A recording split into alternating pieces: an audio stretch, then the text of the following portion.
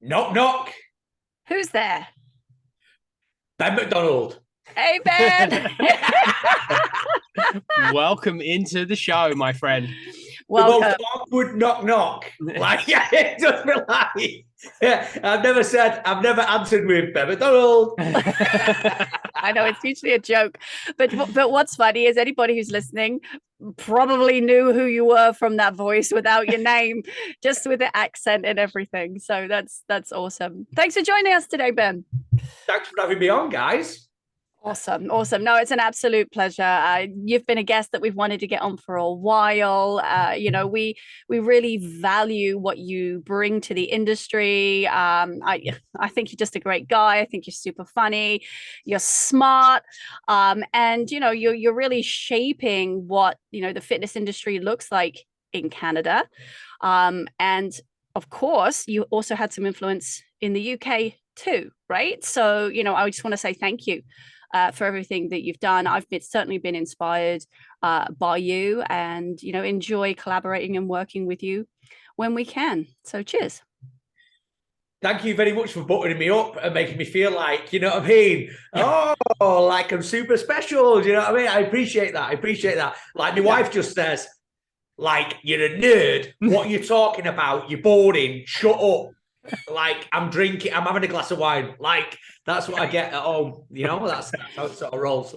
Yeah, it kind of happens here. Yeah, Gareth has his own stuff that he nozzes me off about, and vice versa. So we totally understand. Yeah. I come upstairs. I'm like, I'm a genius. I just this thing. I had this great peer feedback, and he's like, take the garbage out already. Like, be quiet. I don't care. So I get it. Yeah.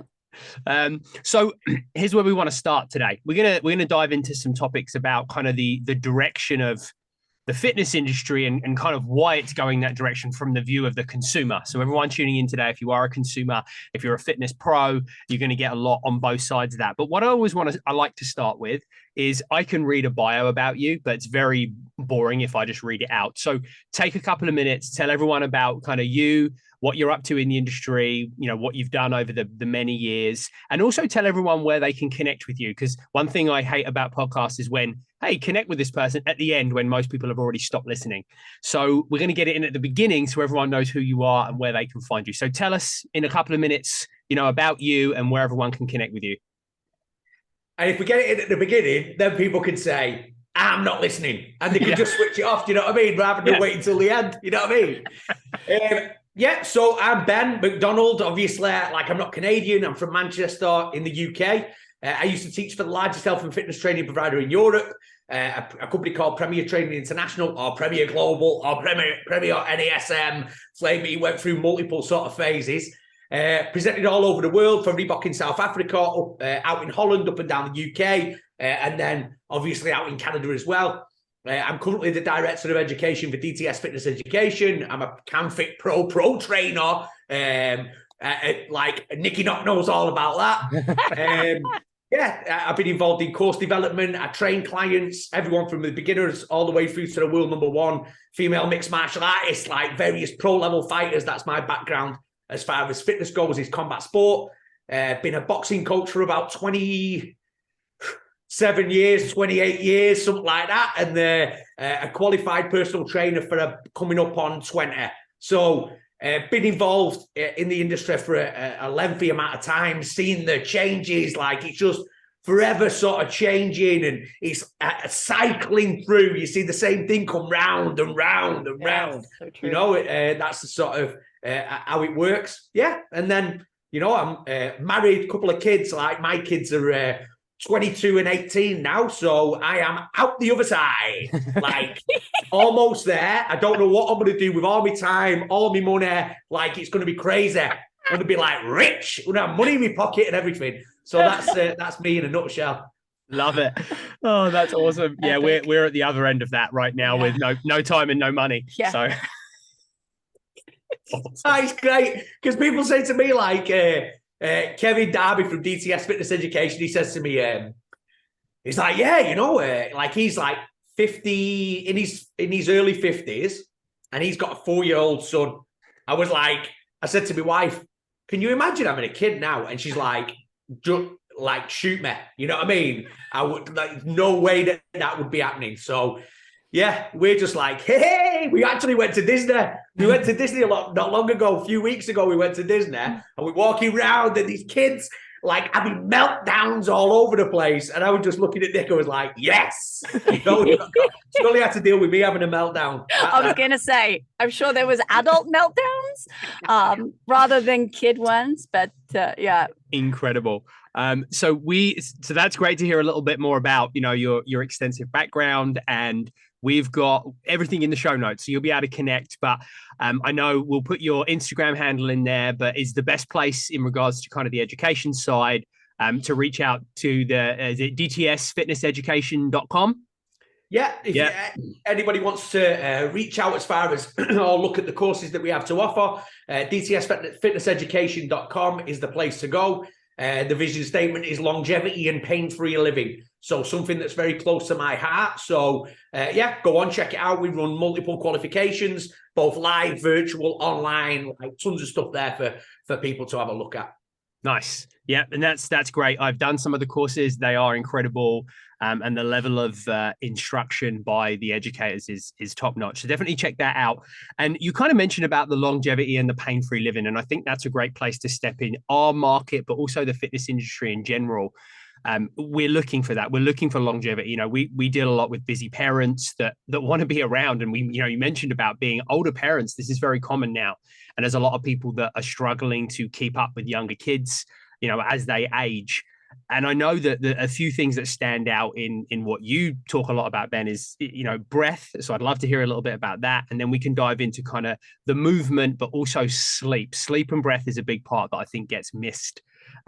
Why do you think the industry is moving towards that? And why are you moving towards that as an educator? Why are these things so important? And maybe why have we missed them so much? Do you know what, G? I think like the primary reason that people miss them is because they just go like this. That can't be it. That can't be. It's got to be more complicated. You're like, actually, not really. Do you know what I mean? It's like, this is how it goes. It's a combination of many things. Like, and I always say to trainers, it's crazy. Like the ego in the industry is insane. I say to people all the time, if people slept a little more, drank a little more water, ate less rubbish, stressed a little less, and ever said sleep, and sleep a little more, we wouldn't have a job. Like that's how straightforward it is. Get out and move a little bit, and you're good to go.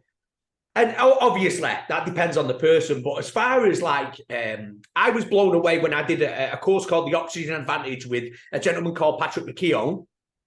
The book's awesome, right? The Oxygen Advantage. Get it, read it.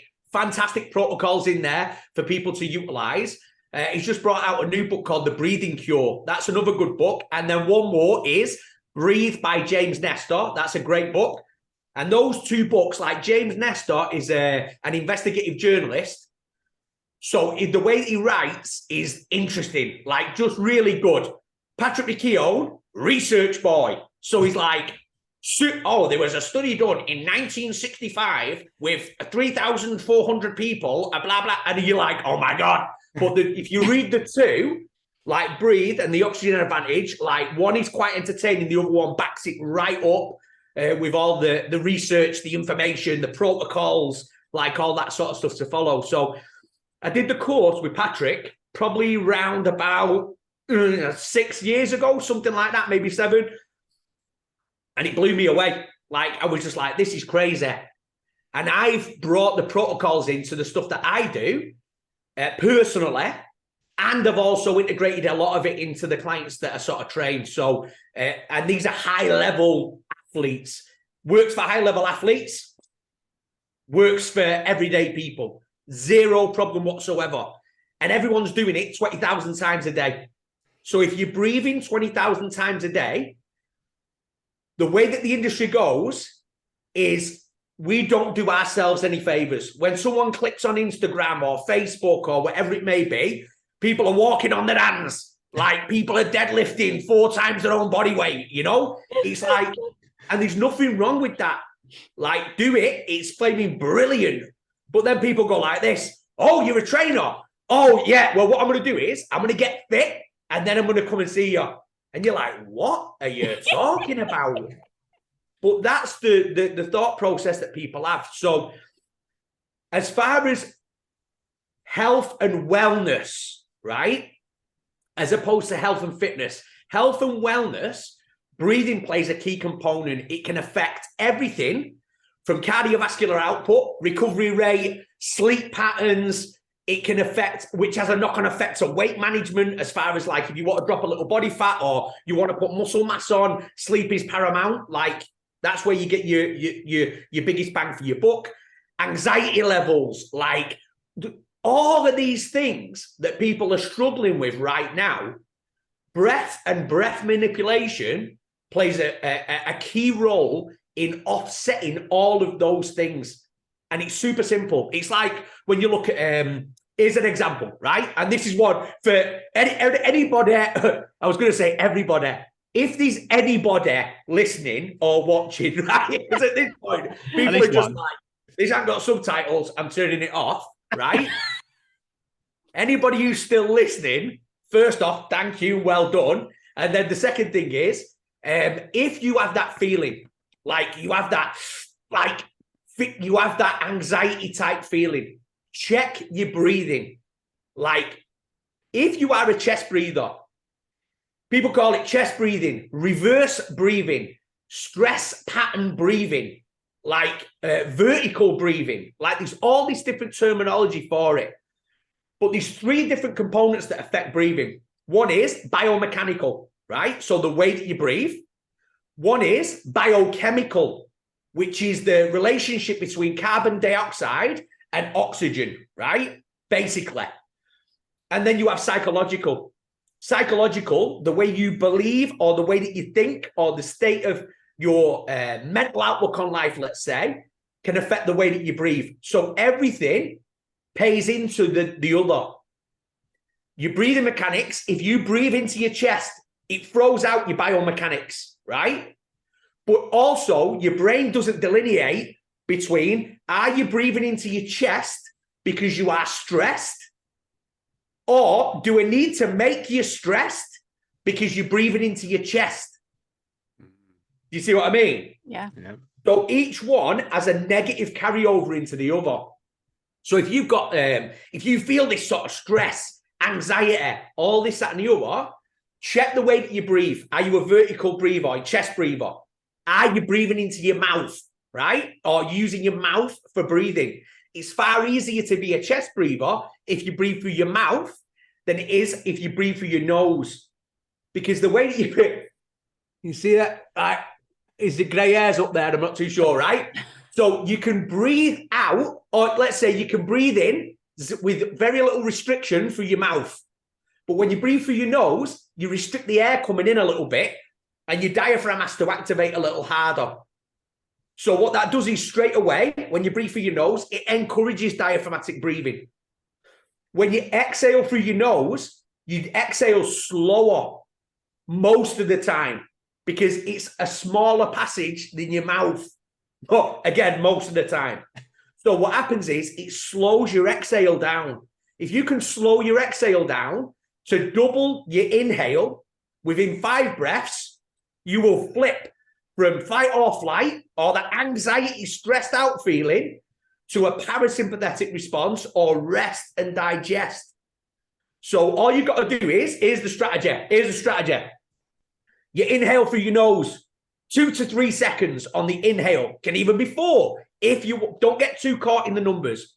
So inhale and exhale through your nose for double the inhale. If you do that, max 1 minute. Like if you want to go crazy, right, go mental, do it for 2 minutes.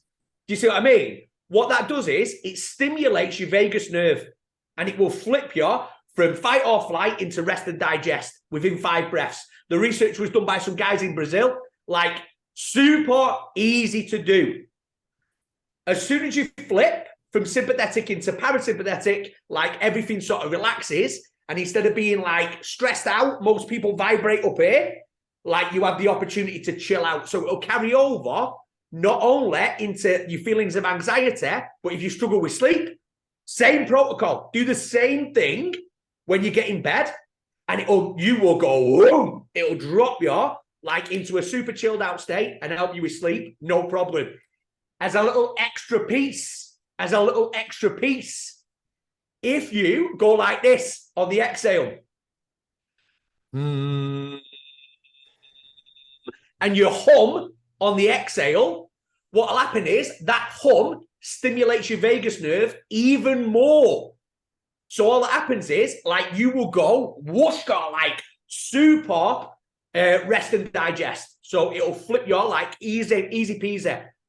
So when you start to say stuff like that to people, where they're like, what? So all I've got to do is just like do 5 breaths like that, or a minute or 2, and just hum, and it'll make me chill out. I say, yeah. You go, nah, that's stupid. Yeah, I feel you, Ben. I've been teaching yoga for a long time, and I love, okay, I'm just going to say it as it is, because this is how I roll. But, the yogis have been saying this for thousands of years. Let's get real, right? So I love that, like, it's latest research. No, it's not latest research. I think what we've just done is relate it to where we are now in time and space, right? And to map across in words and in ways that people understand. And, I love that it's becoming a lot more mainstream in the fitness industry now, right? And how we can shift pretty much everything with breath. And a lot of, and we see this in clients, regardless of what modality we're training them in. If we can get a grip of the breath, it does change mindset. It changes approach, and that allows you to be way more successful. So breath comes first, and I'm sure if you're listening, you probably have heard that already. Breath first, before we even start to introduce a lot of things. So certainly, the world of yoga has been onto this for some time. And you mentioned like vibrations and humming, and we could even dial into like mantras or om, right? Like same those thing. Kind of things are the same thing, right? But I love how it's coming a lot more mainstream. So, I'm super pumped as a yogi to hear you talk about it, right? And for it to be coming into the norm rather than, well, that's just something you learn over there in yoga. So thank you for bringing it more mainstream into personal trainers world. Yeah, and I think for anyone that's listening also as well has just had maybe a light bulb moment as a busy parent. We talked, and this goes to anybody, but talking to kind of the general listener of the show and the consumer of our content and our members is, think about how often you could just take 2-3 minutes and sit before you go to bed, because it can be a rush, right? You're rushing around, you've got small kids, you're putting them to bed, you're then cleaning up the house, you're trying to get whatever you need to get done, and then it's almost impossible. You feel tired because, let's be honest, being a parent is tiring. You're tired, but you can't get to sleep. Like, taking 5 minutes to lie in bed and just go through that protocol is a complete game changer. And also for the people that wake up during the night, to be able to get themselves back in that state when they wake up and they've kind of got a heightened alertness to calm themselves back down. That's one biggest thing that I see with my clients all the time, is that they can't get to sleep and they can't stay asleep. So that is hugely impactful. I love it. Yeah. So I liked your exercise of trying to increase the exhale, because you're right. Typically, our exhalation is a lot quicker than the inhalation. And if we can equal them out or get one greater than the other, that's just a great recipe for success. So just that one idea alone that Ben threw out to you guys listening, give it a shot. Like it's worth it, whether it's during your day or perhaps it is to help you get to sleep. Super important for kids as well, eh? Oh, yeah. Like, if you are a parent, I was going to say if you're a parent with kids, right? But if you're a parent, you've got kids. You know what I mean? It's like, so I had to stop myself. That's why I just paused. I was like, hang on, my brain went offline. Your tongue is like an elephant's trunk. So it's only attached at one end. And for its size, it's one of the strongest muscles in the body. So if you look at your child, right? if they are a mouth breather, do it now. Do it. Breathe through your nose. So when you breathe through your nose, where does your tongue sit? Against the roof of your mouth, right?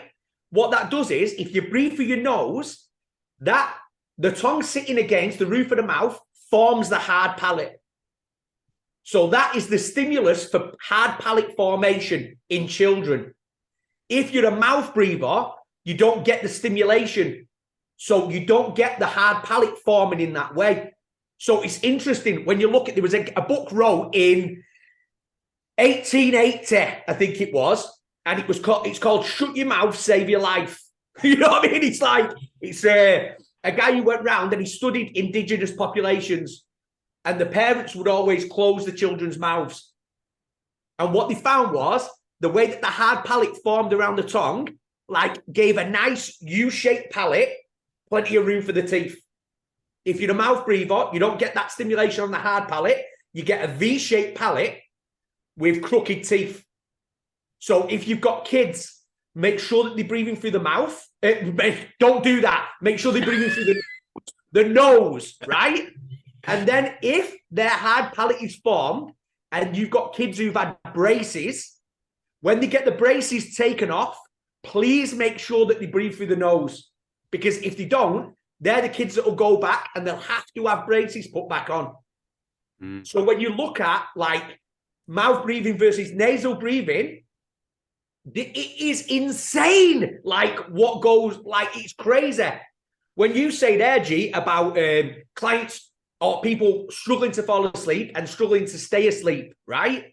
I take my mouth every single night, and I have done for 6 years. As soon as I take my mouth, like, I am nasally breathing. What that does is it cuts right back on snoring, which wakes you up. You don't get a restful night's sleep. Obviously, don't just flaming tape your mouth with, like, duct tape. Do you know what I mean? And go to sleep. In the Oxygen Advantage book, all the protocols are laid out there. You know, so a little tape, strip of tape from nose to mouth, nose to chin. So you've got, like, gaps either side. So if you do have a little whoa, you can breathe through your mouth. Or you can get tape that sort of goes round. It's called chin-up tape. Goes round your mouth like this. Keeps your jaw shut. So I've been doing that for a long time. But one poor night's sleep, the following 24 hours, research has shown, on average, caloric intake will go up by 480 calories. Wow. So if you've got somebody who wants a body composition change and they sleep poorly, you're up against it straight away. So Which if you is can the majority of the population, right? Yeah. What's that, sorry? Sorry to cut you off. I was going to say, that's actually the majority of the population of the world. That's it. That's how it goes. But then if you've got somebody who wants to increase muscle mass, like, again, stage 4 sleep is where you release insulin like growth factor 1, human growth hormone, testosterone, all that stuff that's going to help you to build muscle mass. So if you want any type of body composition change, whether it's fat loss or muscle gain, like, and you're not sleeping, mate, you are like, you're up against it straight away. And breathing can have a key component. As one more thing on that, if you're going to do it when you're in bed, when you're going to go to sleep, make sure you bend your knees. Like, just bend your knees so you flexed at the hip. Because what you have is, most people have a little opportunity. They have tight hip flexors. So if you lie on your back and your legs are straight, your hip flexors pull tight, and you have a direct fascial connection from your hip flexor to your diaphragm. So what can happen is it can inhibit your diaphragm a little bit. So if you're in bed, bend your knees and flex your hips. Like, you can have your feet flat on the bed, but it just takes the pressure off your hip flexors. Or roll onto your side, like, whatever works for you, you know? Yeah, and a little tip on that for anyone that can't picture how they fall asleep like that. Just get another pillow, shove it under your knees. It will keep you in a better position, right? And that's always useful for back pain if people's hip flexors are playing them up as well. I think that's so majorly important. And the benefits of sleep, I always talk about this as being like, it's like if there was ever a hack in the world of health and fitness, and I'm very much against hacking anything, but if we were going to hack health and fitness, sleep is the way to do it. 100%. And if people say, it's I can get by on 4 hours sleep, or I can do this. I say, mate, listen, like, as human beings, we've evolved to survive, like, as much as we can possibly evolve. Like, everything has been about reproduction and survival. Done, like, as human beings, right? If there's one thing that you'd have thought we would have evolved out of in order to survive, it would have been sleep. Because you're most vulnerable. You can't move because you're paralyzed. You flaming can't see or hear anything. Do you know what I mean? Like, that's where you're going to get, like, killed or whatever. I'm not saying that you're going to get killed while you sleep, but you see where I'm going with it, right? So it just shows the importance of it if we have not evolved out of it. That's a really good way to look at it. Yeah, I never even thought about it like that from that standpoint. That's so powerful for people to hear that and understand. And you said something else that's important is when somebody comes to you, and this happens all the time, and to all of us, when people come and say, well, I can survive on 4 hours sleep. We're not meant to be surviving through life. We're meant to be thriving through our life. Surviving on 4 hours sleep to perform like absolute crap the next day is not thriving through your life. So there's a big difference between those two words, and we all need to understand that. So but important. It's the same with breath, right? Yep. Sufficient breath. I talk about this a lot in yoga. Like, we breathe just enough to get by and keep us alive. We're not using full capacity. I mean, we shouldn't use full lung capacity all the time, don't get me wrong, but because we're only just doing enough, we lose the inability to be able to do that. So it's the same. We can just get by, right, on 4 hours sleep, or just upper chest breathing, mouth open, but it doesn't mean it's optimal. That's the key, eh? Like, optimal is the word. If you're not like breathing if you're not a diaphragmatic breather, don't get me wrong, it's like people get obsessed. Like, oh my God, like, it's just got to be belly breathing all that. You're like, chill out, mate. You know what I mean? It's like, you're going to get rib cage expansion, blah, blah, blah. Like, don't worry about it. But all we want to do is optimize it. Nobody's going to die if you are not diaphragmatically breathing. Just so we're crystal clear. And your diaphragm's working. You know what I mean? Literally all we want to do is optimize it. If you can get your diaphragm in the game, like the pumping action, like, this is the thing. People start talking about, like, Kegels exercises, and, like, if you're a mother, or even if you're a dad, right? Because it happens to men, obviously not to the same extent, but Kegels exercises and X, Y, and Z, and my digestion and this, that, and the other. You're like, dude, you can fix it, like, or you can start to affect it through diaphragmatic breathing. Like, if you're breathing diaphragmatically, your diaphragm is the top of the canister, the abdominal canister. Your pelvic floor is the bottom of the canister. As this drops like this, the diaphragm creates pressure on the pelvic floor. So the pelvic floor has to contract. Otherwise, everything just comes out. You see what I mean? I don't know if you want to picture that, but that's how it goes. And it does sometimes, right? Yes, correct. That's it. That's how it works. So with the diaphragmatic action, you get a low threshold stimulation of the pelvic floor, which is fantastic. Kegels are high tension. Do you see what I mean? That a lot of the time, that's not what you need, because you're not walking around like this all the time, like fully tense on the pelvic floor. Like, you just want a low threshold stimulation. As soon as that diaphragm starts pumping, it affects the visceral or the digestive tract of the body. So now you've improved digestion. When it starts to drop, you affect the thoracic cavity, where the where the lungs and the heart sit.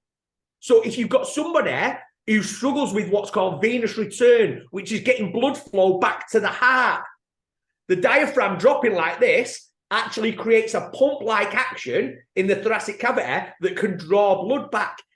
So people are like, oh my God, like, the diaphragmatic breathing, I've got a diaphragmatic, how do I diaphragmatically breathe? You say, just breathe through your nose, mate.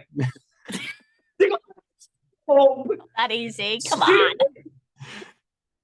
Oh, it reminds me of there's a guy on TikTok I love, and he watches other people's videos, and he just sits there and watches something that can't be that simple. And he's like, no way. And then he goes and tries it and he goes, yep, it works. So I feel like that's our clients all the time. No way. That can't be real. Yes, no, it's real. Yeah, you raise a good point, and something that has evolved for me. I've been teaching Pilates for 15 years, and anyone listening that's done that with me will notice that I've changed the way I teach certain things. And in Pilates, I always talk about the level of pelvic floor activation for that same reason, because people realize, oh, it's like Kegel's exercises. I'm like, it is, but it's a low level contraction. You want this to be a subconscious thing you can create, just like breath, right? That's the key, subconscious. Yeah, we always talk about, like, I always talk about it in percentages. I'm like, think about 30%, like steady, right? Like something you can subconsciously learn to do. And it's great to hear that explanation with how the diaphragm moving through that also helps stimulate pelvic floor. Because like I said, you don't need to be thinking about it for an hour.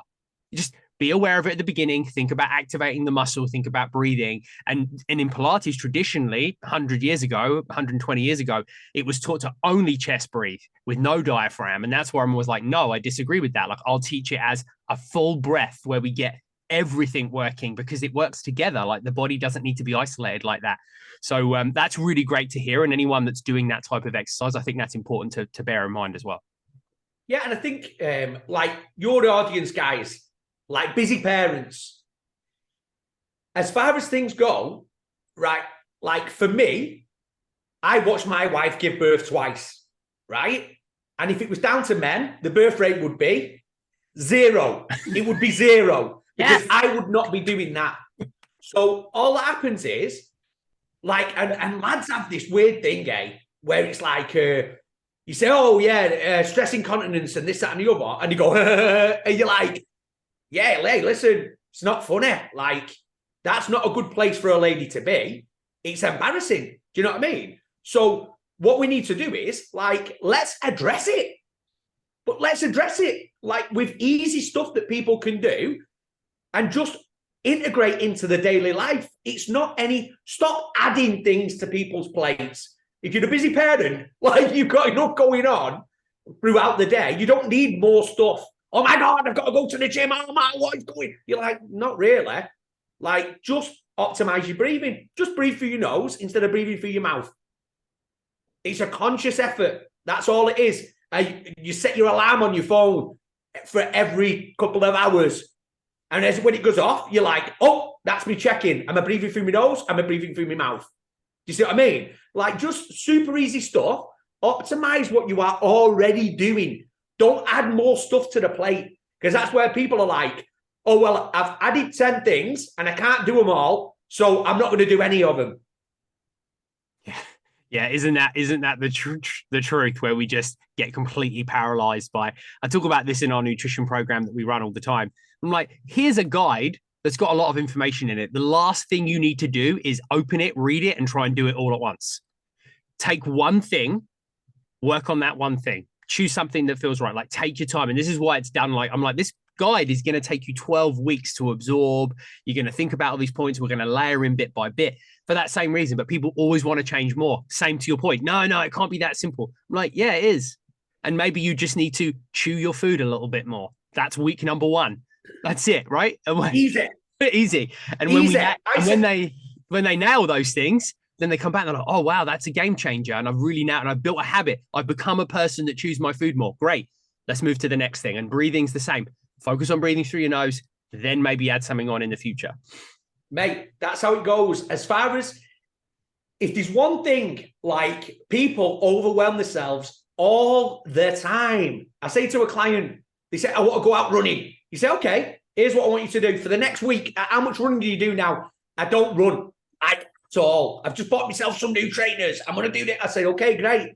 Or sneakers, you know what I mean? So I say, great. Here's what I want you to do. For the next week, every morning, I want you to get your shoes, right?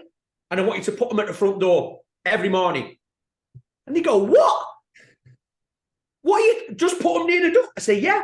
Just take them out of the cupboard, put them at the door. Done for the next week. And they go, that's stupid. That's flaming stupid. So I say, can you do it? They go, yes, I can do it. You say, great. But as soon as you get that first, like, how did you get on?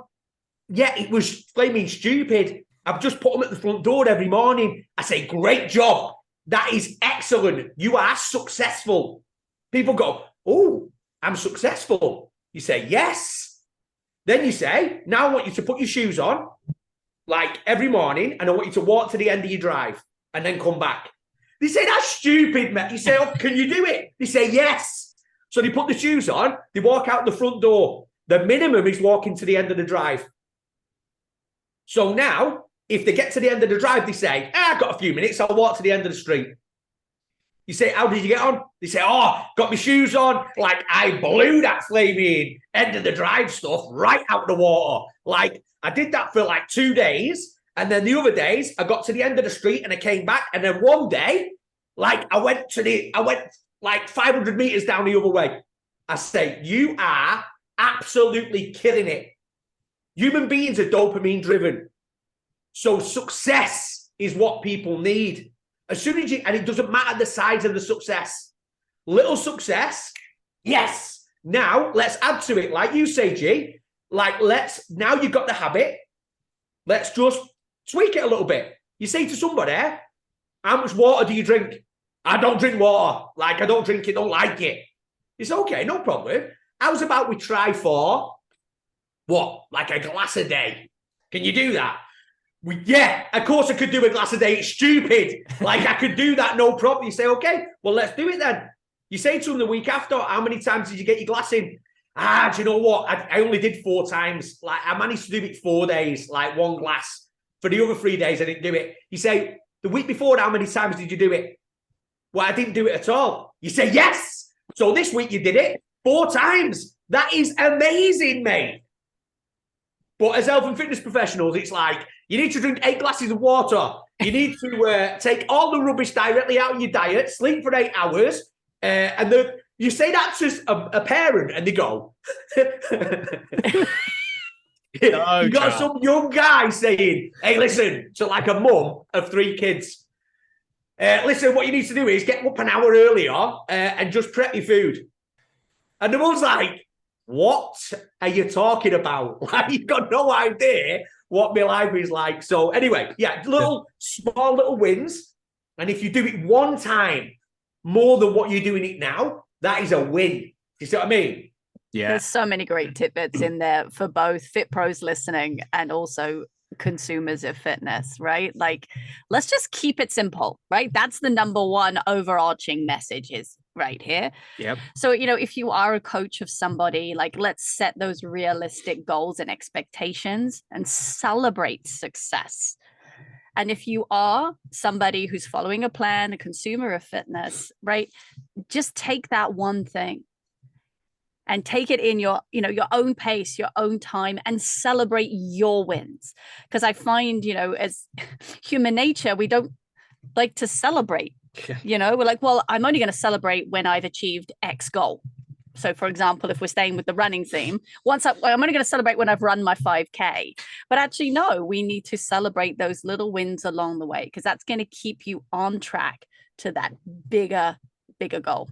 100%. And as a parent, if you've been unsuccessful with health and fitness, like, you have an opportunity. You have an opportunity to be an excellent example of health and fitness for your child. Yeah. So now what you do is you've got an opportunity to celebrate the small wins, integrate the little stuff into your life, affect your child's breathing, make sure they're breathing through the nose and not the mouth. Like, optimize certain areas for yourself and your child. And then all that happens is, like, when they get older, they look at you and they're like, wow, my mom or my dad, like, they show me, like, I was moving, I was doing X, Y, and Z. Move in any way you possibly can. Like health and fitness professionals, Zumba. You shouldn't do Zumba. It's no good for burning through body fat. I'm like, listen, have you flaming bumped your head, right? Have you stood outside a Zumba class and watched people come out? And when they come out, they're like laughing. They're like they've been like buzzing. I'm reading a book at the moment called Move. there's research now that is showing a lack of movement is dropping IQ levels. IQ levels are falling. They've been going up 3 points per decade. Like if you look at it, the correlate, like IQ points have been going up, generally 3 points every decade. Now what's happening is IQ is dropping, and it is dropping and tying directly into a correlation with a lack of movement, anxiety levels, depression, all of these. As the human organism is designed to flaming move, right? That's how it goes. That's why when you're out on a walk or you're doing something, that's where you have like your best ideas. That's where you sort through everything for the day, like, because your brain is like online. Things are firing, the synapses are going. When you sit down for long periods of time, which most people do, it actually starts to make people less intelligent. That's not me. Like, that's not me saying that. Like, I just found it really interesting when I was like, wow, that's crazy. So when you start to look at, people look at movement for all these other things, aside from mental well-being, like mental clarity, all this, that, and the other, the physical and the mental are so closely intertwined, you can't separate them. So just move. So giving people advice like, don't do Zumba. Don't do long, steady state cardio. Don't do this. Don't do that. Do whatever makes you happy, right? Find what works for you. Integrate it into your life. Like get one of them dance mats. Get your kids and do all that where you have it on the TV and it's like all the things, I don't know, like stuff coming down and you've got to stand on something. Do you see what I mean? Dance Revolution. That's it. That's what it's called. Dance mat. Oh, it's called Dance Revolution, isn't it? That's what yeah. What's his name calls it? Russell Peters. Oh, Russell Peters does a whole skit on it, and I think you actually just recreated it there. So if you're listening, make sure you go to our YouTube channel and actually watch Ben in action. Just saying. Yeah. Just saying. Pretty there incredible. was a whole Dance Revolution moment. Oh, that's Epicness. Fun. The book you mentioned, Move, do you know the author at the top of your head so anyone can look for it? I don't know it off the top of my head. That's okay. I'll put it in the show notes. I started reading it last night. So it's, I literally, I bought it and I thought, I like this. Oh, no, that's not it. That's not it. I don't know it off the top of my head. Yeah, we'll put it in the show notes. And I'll put the other books in there too. I think is important and something that I've realized for me from a learning capacity. And I had some struggles through high school with learning. And I realized that I learn really well when I'm moving. And there you go. And people laugh at me. They're like, I'm like, I can't sit and read a book. I'm like, but if you give me an audio book, I'll absorb. And I actually just finished listening to Breathe by James Nestor that you mentioned. And how incredible to be able to walk. But also when I'm walking, I'm thinking about it. I'm closing my mouth and breathing through my nose. I'm literally physically absorbing the information. If you gave me the book, I'd be fidgety, I'd fall asleep, or I would just get up and I'd be so distracted by being still. And I don't learn very well like that. And I've found that about myself. And that's why I think a lot of people struggle in traditional education too, because sit still and listen. And I'm like, it's impossible for me. I'm like 10 minutes and I'm done. So like all that sort of stuff, it is another resource for you, right? For anybody who's got kids, like look up a lady called Carla Hannaford. She does phenomenal stuff. Like she's got a book called The Brain Gym and it is excellent. Like how to find out which eye is dominant, how to find out which ear is dominant. So then you can put your kid in the classroom so that they can see things with the dominant eye and they can hear things with the dominant ear. Because if you got them on the wrong side of the room, like they're going to switch off, like they will be out. Doing stuff like cross body work, where you take one hand to the opposite and it lights up both sides of the brain. So optimizing brain function, like just super interesting stuff that you can integrate with kids to help with the learning. Everybody learns differently, as you guys know. Like, so at any point when you can, again, there's that word, optimize things for the individual, whether it's a child or an adult, like child education is different than adult education, the way that people learn. But if you can optimize it to the individual, that's straight across the board, whether it's education, whether it's training, whether it's nutrition, whether it's like just set people up for success. That's how it should be. Yeah, that's an incredible point. And, setting the person up for success based on them and who they are. And that's so powerful for everyone listening. So if you're, looking at health and fitness and you're looking to make any changes, then remember that, like, it should be work with someone that's going to help you set you up for success. And if you're a fitness professional, be aware of that each person's their own individual, and we got to approach it in that manner.